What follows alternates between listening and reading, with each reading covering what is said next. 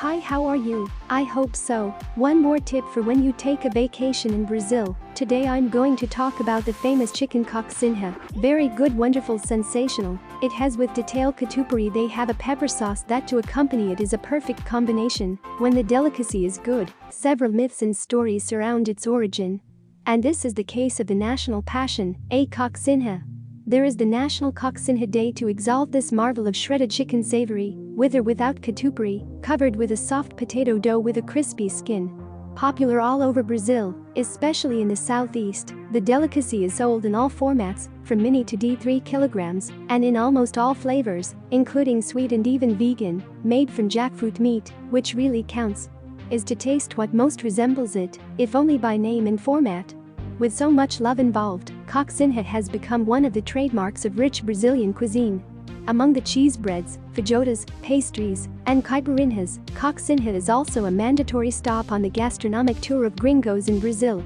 But, I'm sorry to inform you, coxinha is not Brazilian. Well, at least her concept didn't start from here. Stories and legends that surround the coxinha. The origin of the coxinha, certainly, is surrounded by stories. The most famous of these is by the writer Nadir Cavazin. In the book Stories and Recipes, the author told a very curious story about the coxinha, and very doubtful. The coxinha would have been created in Limeira, in the 19th century. Legend has it that the imperial nobility hid a boy in the Morro Farm Blue.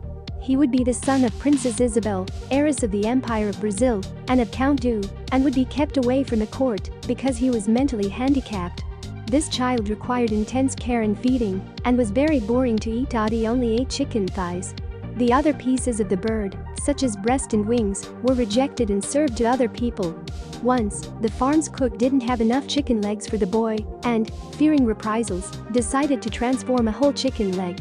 She prepared a mass of potatoes, shredded the chicken, and recreated a chicken drumstick.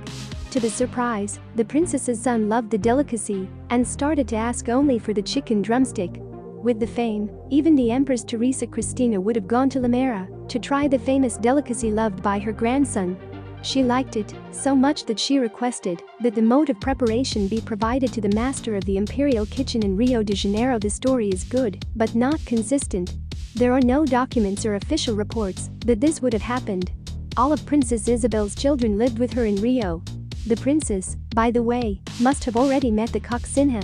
Probably, the delicacy landed here much earlier, around 1808, when D. João and the royal family escaped the Napoleonic troops and settled in Brazil. At Estadão, Franco-Brazilian chef Laurent Suado guarantees that the recipe, the original coxinha, is French, and that other countries, such as Portugal, already made, inspired by French cuisine. The thesis of the French cook is supported by the work of the great chef Antonin Carême, 17,841,833.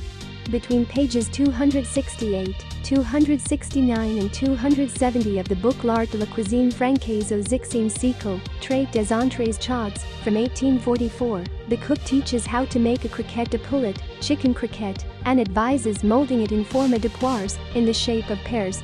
Obviously, the recipe has been modified in Brazil, Laurent said in 2011.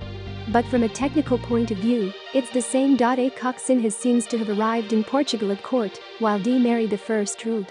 She hired the French chef Lucas Rigaud, who published in 1780 the book Cook Moderno. In the 1999 reissue, one of the recipes draws attention: poultry thighs or young chickens. Just a brief story, I hope you like it soon. I'll be posting the day I tasted Cachaça Brazilian, his famous caipirinha. I don't even know how I got home, but it's really good.